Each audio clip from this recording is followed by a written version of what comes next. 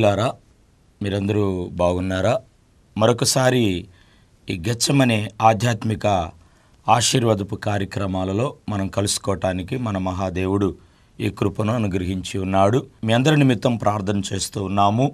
మీ కుటుంబాలు ఫలింపు, ఆదరణ, ఆశీర్వాదాల నిమిత్తమే మేము మా సంఘము భారంగా ప్రార్థన చేస్తూ ఉన్నాము.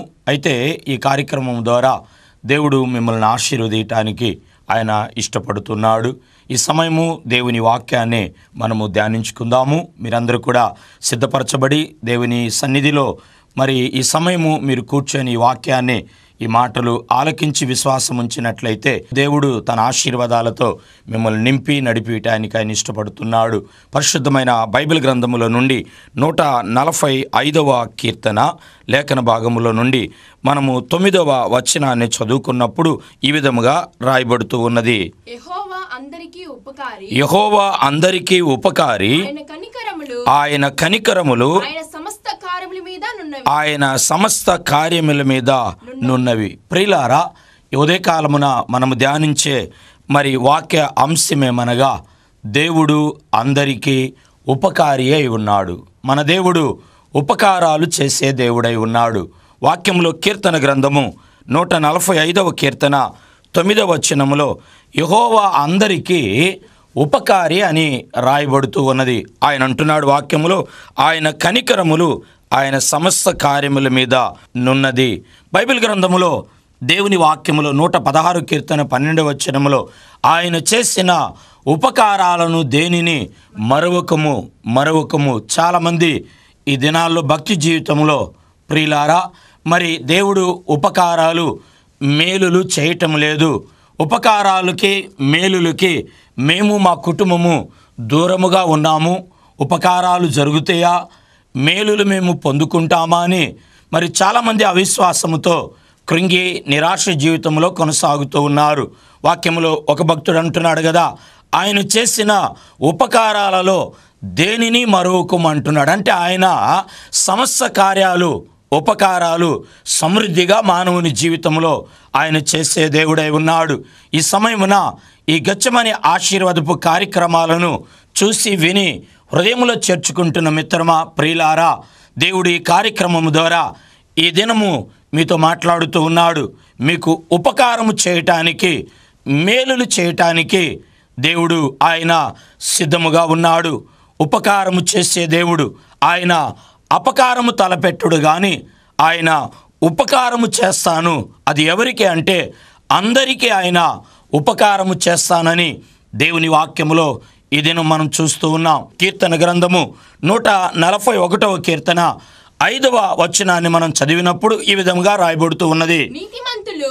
నీతిమంతులు నన్ను కొట్టుట నాకు ఉపకారము అంటున్నాడు. అంటే ప్రియులారా, ఎప్పుడు మనకు ఉపకారము, మేలులు, ఆశీర్వాదాలు కలుగుతాయి అంటే ఇక్కడ మరొక భక్తుడు ఈ విధంగా మనవి చేస్తూ ఉన్నాడు కదా, నీతిమంతులు నన్ను కొట్టగా నాకు ఉపకారము కలిగును. దేవునికి మహిమ కలుగును గాక. ప్రియమైన వారలారా, నీతిమంతులు మనలను కొట్టినప్పుడు, నీతిమంతులు చేతి కింద మనము ఉన్నప్పుడు మనకు ఉపకారము కలుగుతుంది. నీతిమంతులు మనలను కొట్టటం అనగా నీతిమంతుడు ప్రభు అయిన యేసుక్రీస్తు వారై ఉన్నాడు. అయితే యేసుక్రీస్తు వారి శరీరధారిగా ఆయన జీవించి ఆయన తన శరీరముతో ప్రియులారా మరణించిన తర్వాత తన శరీరాన్ని వాక్యపు వెలుగులోనికి తీసుకొని వచ్చాడు. వాక్యం ప్రియులారా మన మధ్య దైవ సేవకులు మనకు అందిస్తూ ఉంటారు. ఇప్పుడు యేసుక్రీస్తు వారు వాక్యమై ఉన్నాడు. ఈ వాక్యము దైవ సేవకులు మనకు బోధిస్తూ ఉంటారు. దేవుని వాక్యము సువార్తను మనము నమ్మినప్పుడు, సువార్తకు మనము లోబడినప్పుడు, దైవ సేవకులు దేవుని వాక్యాన్ని మనకు బోధిస్తున్నప్పుడు మన హృదయంలో తీసుకొని దానిని ప్రియులారా వాక్యానుసారంగా మనము జీవించినప్పుడు నీతిమంతుల చేత మనము కొట్టబడటము. దేవుని వాక్యము శుద్ధి అయి ఉన్నది. దేవుని వాక్యము సబ్బు అయి ఉన్నది. దేవుని వాక్యం ప్రియులారా మనలను కొట్టి పవిత్రపరిచి మనలను సరిచేసేదే ఉన్నది. దేవుడు తన వాక్యము ద్వారా నీతో మాట్లాడినప్పుడు, అనగా నిన్ను కొట్టినప్పుడు, దేవుని వాక్యము దైవ సేవకుల ద్వారా నిన్ను హెచ్చరించినప్పుడు, నిన్ను సరిచేసినప్పుడు, అనగా నిన్ను కొట్టినప్పుడు, ఇదిగో నీవు లోబడుతున్నావా, నీవు అంగీకరిస్తున్నావా మిత్రమా, సహోదరి సహోదరుడా? ఈ వాక్యము నాకు కాదు, ఈ సువార్త నాకు కాదు, దేవుడు నాతో మాట్లాడటం లేదని దేవుడు నీ హృదయముతో నీవు చేసిన ప్రతి అతిక్రమాలు పనులను నిన్ను ఎత్తి చూపిస్తూ ఉన్నప్పుడు నీవు లోబడకుండా నీవు పక్కకు తొలగినట్లయితే, దేవునికి దూరమైనట్లయితే, దేవుని సన్నిధిలో నీవు నిలిచి ఉండకుండా ఉన్నట్లయితే నీకు ఉపకారాలు లేవు, మేలులు లేవు, ఆశీర్వాదాలు లేవు. ఈ రోజుల్లో, ఈ దినాల్లో మానవుడు, క్రైస్తవుడు, దేవుని బిడ్డ ప్రియులారా, కష్టపడకుండా, లోబడకుండా, దేవుని వాక్యానుసారంగా జీవించకుండా మేలులు, ఉపకారాలు కావాలని వేడుకుంటున్నాడు, కోరుకుంటున్నాడు. అయితే దేవుని వాక్యము ఈ సమయము ఇలాగా సెలవిస్తూ ఉన్నది. నీతిమంతులు నన్ను కొట్టగా, అనగా దేవుడు నన్ను హెచ్చరియగా, దేవుడు వాక్యము ద్వారా నాతో మాట్లాడగా, నేను లోబడగా, నా జీవితాన్ని నేను సరిచేసుకొనగా నాకు ఉపకారములు కలిగినని వాక్యములు మనం చదువుకుంటూ ఉన్నాం. ఈ దినం ప్రియమైన వారలారా, దేవుడు మనకి, మన కుటుంబాలకు, మన సంఘాలకు ఉపకారం చేసేవాడు. వాక్యానుసారంగా లోబడి మనం కొనసాగినట్లయితే దేవుడు చేసే ఉపకారాలను ఈరోజు మనం ధ్యానించుకుందాం. 3 ఉపకారాలు, 3 మేలులు, 3 ఆశీర్వాదాలను ఈ దినం ప్రభువైన యేసుక్రీస్తు వారు ఈ వాక్యాన్ని వింటున్న నీకు, నీ కుటుంబానికి ధారాళంగా ఆయన అనుగ్రహించినై ఉన్నాడు. చూద్దామండి దేవుని వాక్యములో మొదటి ఉపకారము ఏమై ఉన్నది.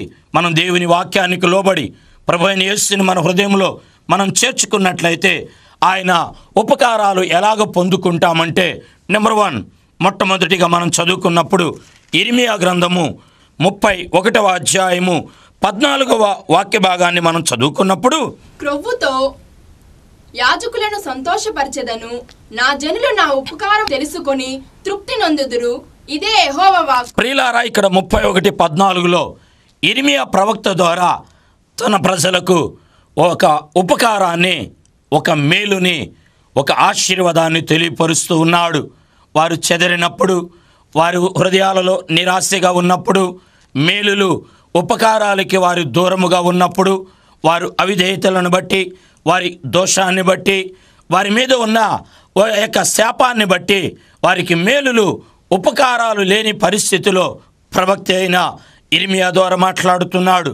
ఈ దినము నా ప్రియ సహోదరి సహోదరుడా, యవనస్తురాలా, ఇదిగో ఈ టీవీ ముందు కూర్చొని ఈ గెచ్చమనే ఆశీర్వాదపు ఆధ్యాత్మికమైన కార్యక్రమాలను చూసి విని తిలకించి హృదయంలో చేర్చుకుంటున్న మిత్రమా, దేవుడు నీతో కూడా మాట్లాడుతూ ఉన్నాడు కదా, నీకు ఉపకారము చేయనై ఉన్నాడు. ఇర్మియా ప్రవక్త ద్వారా తన ప్రజలకు చేస్తున్న ఉపకారం ఏమిటంటే అక్కడ రాస్తున్నాడు, కొవ్వుతో యాజకులను సంతోషపరచెదను, నా జనులు నా ఉపకారము తెలుసుకొని తృప్తి నొందెదరు, ఇదే యెహోవా వాక్కు అంటున్నాడు. అనగా దేవుడు చేసే ఉపకారము ఏమిటి అంటే, మొదటి ఉపకారము తృప్తిపరచే ఉపకారము అంటున్నాడు. అంటే యాజకులను అనగా దైవ సేవకులనే కాదు, దేవుని బిడ్డలను, ఇదిగో ఈ వాక్యాన్ని వింటున్న మీతో కూడా దేవుడి కార్యక్రమము ద్వారా మాట్లాడుతున్నాడు. ఆయన చేసే మొదటి ఉపకారం ఏమిటంటే, నిన్ను ఆయన తృప్తిపరచబోతున్నాడు. నీవు తృప్తికరముగా ఉండబోతూ ఉన్నావు. ఏంటి ఆ తృప్తి అంటే, పై వచనాల్లో 13లో అంటున్నాడు కదా, వారి దుఃఖమునకు ప్రతిగా సంతోషమిచ్చి వారిని ఆదరించి విచారమును కొట్టివేసి నేను వారికి ఆనందమును కలుగు చేసేదను. దేవునికి మహిమ కలుగునుగాక. ప్రియమైన వారలారా, ఈ విధంగా రాయబడుతుంది, వారి దుఃఖమునకు ప్రతిగా సంతోషమిచ్చి అంటున్నాడు. ఏంటి వారి జీవితాలు చేసే ఉపకారం అంటే, తృప్తిపరిచే ఉపకారం అంటే, వారి దుఃఖమును, విచారమును కొట్టివేసి వారికి ఆనందమును కలుగు చేస్తానంటున్నాడు. ఏ దుఃఖములో ఉన్నావో, దేని విషయంలో నీవు విచారిస్తూ ఉన్నావో, ఓ సహోదరి సహోదరుడా, నీ దుఃఖమును, నీ విచారమును ఆయన కొట్టివేసి నీకు ఆయన ఉపకారము చేయబోతున్నాడు. తృప్తిపరిచే ఉపకారం అనగా నీ దుఃఖమును, నీ నిట్టూర్పును, నీ విచారమును కొట్టివేయబోతున్నాడు. ఏదో ఒక విషయంలో నీవు విచారిస్తూ ఉన్నావు, దుఃఖము నీ ఇంటిలో ఉన్నది, నిట్టూర్పుతో నీవు నీ బిడ్డలు నిరాశగా నిలిచి ఉన్నారు. నా ప్రియ సహోదరి సహోదరుడా, ఈ సమయమున వాక్య భాగములో నుంచి దేవుడు నీ దుఃఖమును, నీ విచారమును ఆయన కొట్టివేసి నీకు తృప్తినిచ్చి నీకు ఉపకారాన్ని చేయబోతున్నాడు. విచారము, దేని విషయంలో విచారపడుతున్నావు? నీకు రావలసిన ధనము నీ చేతికి రాలేదా? విచారణ పడుతున్నావా? భార్య భర్తలైన మీకు సమాధానము లేదా? విచారణ పడుతున్నారా? నీ వస్తువుని అమ్ముకోవటానికి ఇదిగో అది అమ్ముడుపోక లేక కొనలేని పరిస్థితిలో నీవు విచారణ పడుతున్నావా? ఇదిగో దేని విషయంలో నీ బిడ్డలు చదువులు, వివాహ కార్యాలలో నీవు విచారణ పడుతుంటే నీ యొక్క దుఃఖమును, నిట్టూర్పును, విచారమును ఆయన కొట్టివేసి అంటున్నాడు దేవుని వాక్యములో, నేను వారికి ఆనందమును కలుగు చేసేదను, ఆనందమును కలుగు చేసేదను అనగా సంతోషాన్ని దేవుడు అనుగ్రహిస్తానంటున్నాడు. ప్రియమైన వారలారా, ఈరోజు మానవునికి మనిషి జీవితంలో కార్యాలు జరగకపోయినప్పుడు, మేలులు జరగకపోయినప్పుడు, అనుకున్నది సాధించలేకపోయినప్పుడు అసంతృప్తిగా మనిషి కొనసాగుతూ ఉన్నాడు. నీవు ఏ విషయంలో అసంతృప్తిగా ఉన్నావో ఈరోజు అంటున్నాడు కదా, నిన్ను తృప్తిపరచి నీకు ఉపకారమును ఆయన చేసే దేవుడై ఉన్నాడు. బైబిల్లో కీర్తన గ్రంథములో మనం చదువుకున్నప్పుడు 103వ కీర్తనలో 5వ వచనం 5వ వాక్యములో ఇలాగా వ్రాయబడుతూ ఉన్నదండి. పక్షిరాజు యవనము వలె నీ యవనము క్రొత్తదగుచుండునట్లు మేలుతో నీ హృదయమును తృప్తిపరచుచున్నాడు. ప్రియమైన వారలారా, ఏంటి దేవుడు నిన్ను తృప్తిపరచి నీకు చేసే ఉపకారం అంటే వాక్యములో మనం చదువుతున్నాం. మేలులు చేసి దేవుడు నిన్ను తృప్తిపరచి నీకు ఉపకారము చేయబోతున్నాడు. ఉపకారాలు, మేలులు లేకుండా నిరాశగా కృంగి ఉన్న మిత్రమా, ఓ సహోదరి సహోదరుడా, యవనస్తుడా యవనస్తురాలా, ఎంత నీ జీవితంలో ముందుకు కొనసాగినా, ఎన్ని ప్రయత్నాలు చేసినా తృప్తి లేకుండా అసంతృప్తిగా నువ్వు కొనసాగుతూ ఉన్నావు. ఈరోజు దేవుడు నిన్నుద్దేశించి నీతో వాక్య భాగంలో నుంచి మాట్లాడుతున్నాడు. అది ఏమై ఉన్నది అనగా, ఆయన నీకు ఉపకారం చేస్తాడు.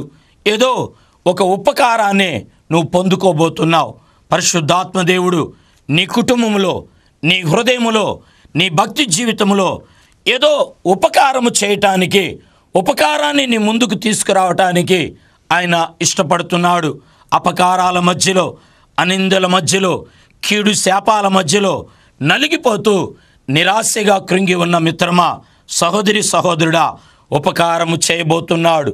యేసును చేర్చుకున్నట్లయితే, వాక్యానుసారంగా జీవించినట్లయితే, రెండవదిగా దేవుని వాక్యములో మనం చదువుకున్నప్పుడు ప్రియులారా, రెండవ ఉపకారము ఆయన నీ జీవితంలో ఏమి చేయనై ఉన్నాడు అంటే, యెహోషువ గ్రంథము 2వ అధ్యాయములో 12వ వచనము వాక్య భాగములో ఈ విధముగా రాయబడుతూ ఉన్నది. నేను మీకు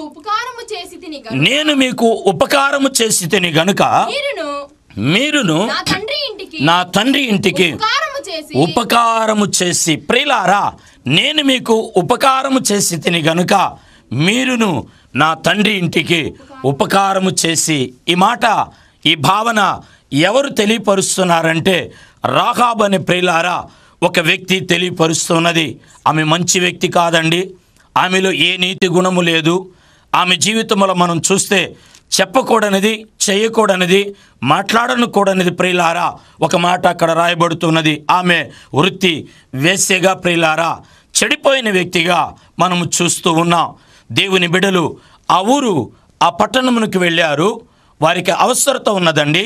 ఈ రాహాబు అనే ఈమె ఆ దేవుని బిడ్డలను చేర్చుకొని ఆతిథ్యమిచ్చి వారి యోగక్షేమాలను కోరుకొని వారికి ఆ స్థలములు ఆశ్రయాన్ని కల్పించి వారి ప్రాణాలను కాపాడి వారిని పంపివేసింది. అప్పుడు అంటున్నారు కదా, వారు తిరిగి ఆ పట్టణాన్ని, ఆ కుటుంబాన్ని నాశనాలు చేయటానికి ఆ ప్రాంతానికి వారు వస్తారు.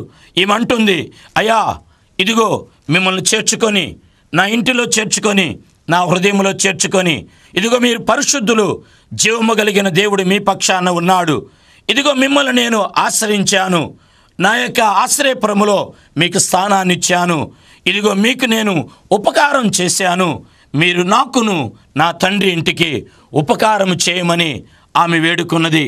ప్రియులారా, మిత్రమా, ఆమె ఎలాంటి పరిస్థితిలో ఉన్నా దేవుడు ఆమెను ప్రేమిస్తూ ఉన్నాడు. ఈ రోజున నువ్వు ఎలాంటి స్థితిలో ఉన్నావో, ఎలాంటి పరిస్థితిలో ఉన్నావో, తాగుడుకు బానిసయ్యావా, జూదానికి నీవు అలవాటయ్యావా? ఏదో లోకానుసారమైన వ్యసన కార్యక్రమాల్లో నువ్వు నిమగ్నమైపోయి బానిసై నీ కుటుంబాన్ని, నీ జీవితాన్ని పతనం చేసుకుంటూ ఉన్నావా? ఇక్కడ ఈమె పతనావస్థలో ఉన్న స్థితిగతులలో ఈమె జీవితంలో యేసయ్య అవకాశమేగా, దేవుడి అవకాశమేగా దేవుణ్ణి చేర్చుకుంది హృదయంలో. ఆ దినం ఇంటిలో చేర్చుకున్నది ఆమె. ఈ దినం యేసయ్యను నీ హృదయంలో చేర్చుకో. దేవుని వాక్యము ఇదేదో కులానికి మతానికి చెందిందని పెడచెవిని పెట్టకుండా యేసుక్రీస్తు ప్రభు అందరికీ ప్రభు అని దేవుని వాక్యములో వెలుగు ఉన్నదని నీ హృదయంలో చేర్చుకున్నట్లయితే మిత్రమా, సహోదరి సహోదరుడా, ఆయన నీకు ఉపకారం చేస్తాడు. ఇక్కడ బైబిల్లో ఈమె తన జీవితాన్ని మార్చుకొని పశ్చాత్తాపడి పాపపు స్థితిని విడిచిపెట్టి దేవుని సేవకులను, దేవుని బిడ్డలను, వాక్యాన్ని చేర్చుకున్నప్పుడు ప్రియులారా, ఆమె కుటుంబానికి, ఆమెకి వారు ఉపకారం చేస్తున్నారు. ఆ ఉపకారం ఏమిటంటే బైబిల్ గ్రంథంలో రాయబడింది. అదే యెహోషువ గ్రంథము 6వ అధ్యాయము 25వ వచనములో మనము చదువుకున్నప్పుడు, రాహాబు అనే వేశ్య యెరికోలో వేగు చూచుటకు యెహోషువ పంపిన దూతలను దాచిపెట్టిన ఉండెను గనుక అతడు ఆమెను, ఆమె తండ్రి ఇంటి వారిను, ఆమెకు కలిగిన వారిని అందరినీ బ్రతకనిచ్చెను. అనగా సహోదరి సహోదరుడా, ఆమె పతనవస్థ అవ్వాలి, నాశనం అవ్వాలి. ఎందుకనగా ఆ రాజ్యములో, ఆ పట్టణంలో వారిని ఎవరు చేర్చుకొనకూడదు. ఈరోజు సువార్తను కూడా, యేసయ్యను కూడా ప్రియులారా చేర్చుకోవడం చాలా కష్టంగా ఉన్నది. కష్ట పరిస్థితిలో, వ్యతిరేకమైన స్థితిగతుల్లో ఆమె చేర్చుకుంది, స్థానం ఇచ్చింది. దేవుడు ఆ పట్టణమును, అక్కడ ఉన్న అపవిత్రులందరినీ కూడా నాశనం చేసినప్పుడు ప్రియులారా, రాహాబు అనే వేశ్యను మాత్రము ఏం చేయలేదంటే ఆమెను, ఆమె కుటుంబాన్ని బ్రతకనిచ్చెను. ఆమె దేవుణ్ణి బట్టి, వాక్యాన్ని బట్టి, దేవుని సేవకులను బట్టి పరిశుద్ధపరచబడింది. నీ ఇంటిలో యేసయ్యకు స్థానం ఉన్నదా? నీ హృదయంలో దేవుని వాక్యానికి స్థానం ఉన్నదా? నీవు, నీ కుటుంబము దైవ సేవకుని ఘనపరుస్తున్నారా?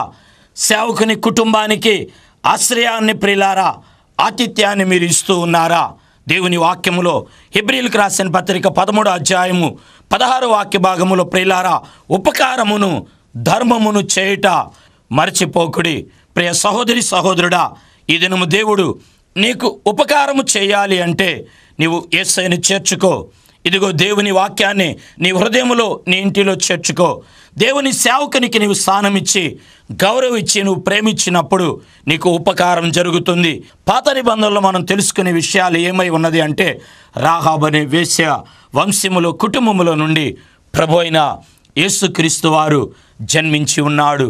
ఇదిగో అపవిత్రంగా, అనిందలతో, ఇదిగో నీ జీవితంలో నీవు దేవునికి దూరమై ఉన్నావు. దేవునికి సమీపముగా రా, హృదయములో చేర్చుకో. వాక్యానుసారంగా మీరు జీవించండి. సహోదరి సహోదరులారా, నీ జీవితంలో, నీ ఇంటిలో, నీ హృదయములో యేసయ్య జన్మించేవాడై ఉన్నాడు. వాక్యములో మనం చదువుకున్నప్పుడు రెండవ ఉపకారం ఏమనగా, రాహాబు అనే ఇంటి మీదకి కీడు తప్పించి ప్రియులారా, అపవిత్రతను తొలగించి, పరిశుద్ధపరచి, ఆశ్రయాన్ని కలిగించి ఆయన ఉపకారము చేస్తూ ఉన్నాడు. నినివే పట్టణస్థులు యోనా గారు ప్రకటన చేసినప్పుడు వారి జీవితాలను వారు సరిచేసుకొని ఉపవాసం ఉండి ప్రార్థన చేసి పశ్చాత్తాపడి ప్రియులారా వారి జీవితంలో పరిశుద్ధతను తెచ్చుకున్నప్పుడు దేవుని వాక్యములో రాయబడిన మాట ఇలాగ రాయబడుతుంది. యోనా గ్రంథము 3వ అధ్యాయము 10వ వచనాన్ని మనం చదువుకున్నప్పుడు, ఈ నినివే వారు తమ చెడు నడతను మానుకొనగా వారు చేయుచున్న క్రియలను దేవుడు చూచి పశ్చాత్తాప్తుడై వారికి చేయుదునని తాను మాట ఇచ్చిన కీడు చేయక మానెను. దేవునికి మహిమ కలుగునుగాక. హల్లెలూయా, ఆమేన్, హల్లెలూయా. ప్రియులారా, కీడు ఆ ఇంటి మీద, ఆ పట్టణం మీద, వారి మీద ఉన్నది. అయితే నినివే పట్టణస్థులు వారి జీవితాన్ని సరిచేసుకున్నప్పుడు కీడు ఏమైనట్లుగా వాక్యములో చదువుకుంటున్నామంటే అది ఆశీర్వాదకరంగా మారింది. దేవుడు అంట కీడుని ప్రియులారా చేయక మానెను. ఇన్ని సంవత్సరాలు, ఇన్ని మాసాలు, ఇన్ని వారాలు భక్తి జీవితంలో ఏదో కీడు, ఏదో శాపం, ఏదో నాశనం, ఏదో ఆశీర్వాదం కోల్పోయే పరిస్థితి. దేవుడు అంటున్నాడు కదా, ఇక నుంచి ఆయన ఇదిగో అది సాతానుడు వల్ల కలగని, పితరుల దోషాల వల్ల కలగని, దేవుని నామ మహిమార్థంగా కలగని ఆయన కీడుని, శాపాన్ని ఆయన తొలగిస్తున్నాడు. చేయాలనుకున్నది ఆయన మానివేస్తున్నాడు. నిర్గమాకాండములో మనం చదువుకున్నప్పుడు 32వ అధ్యాయములో 14వ వచనం, 14వ వాక్యములో ఇలాగా దేవుడు మాట్లాడుతూ ఉన్నాడండి. అంతటా యెహోవా తన ప్రజలకు చేసేదనని చెప్పిన కీడును గూర్చి సంతాపపడెను. రాహాబు అనే వేశ్య యొక్క జీవితంలో ప్రియులారా కీడును ఆయన ఉపకారంగా మార్చాడు. నినివే పట్టణస్థుల యొక్క కీడును ఆయన మానివేసి ఉపకారంగా మారుస్తూ ఉన్నాడు. మూడవదిగా ముగింపులో మనం చూచినప్పుడు 2వ సమూయేలు గ్రంథం ప్రియులారా 9వ అధ్యాయము 1వ వాక్య భాగములో 3వ ఉపకారాన్ని గురించి మనం ధ్యానించినప్పుడు, యోనాతానును బట్టి నేను ఉపకారము చూపుటకు సౌలు కుటుంబములో ఎవరైనా కలడా అని దావీదు అడిగను. ప్రియులారా ఇక్కడ వాక్యములో చదువుకుంటూ ఉన్నాం కదా, ఇక్కడ యోనాతానుని బట్టి నేను ఉపకారం చేయుటకు చూపుటకు ఇదిగో సౌలు కుటుంబములో ఎవరైనా కలరా అని దావీదు వెతుకుతూ ఉన్నాడండి. ఒక వ్యక్తి, అతడు కుంటివాడు, అతడు ఊరు బయట ఆహారం లేకుండా, జీవితం సరిలేకుండా ఉన్నాడు, తృణీకరింపబడి ఉన్నాడు. అతనిని దావీదు వెతికి ప్రియులారా ఉపకారం చేస్తూ ఉన్నాడు. ఏంటి అతడు చేసిన ఉపకారం అంటే వాక్య భాగంలో ప్రియులారా అతడు అక్కడ రాయబడుతున్న మాట, చచ్చిన కుక్క వంటి వాడను నేను అని అతడు పలుకుతూ ఉన్నాడు. ఈ 3వ ఉపకారం ఏమనగా, తృణీకరింపబడి బలహీన స్థితిలో కృంగి ఉన్న జీవితంలో ఆయన ఉపకారము.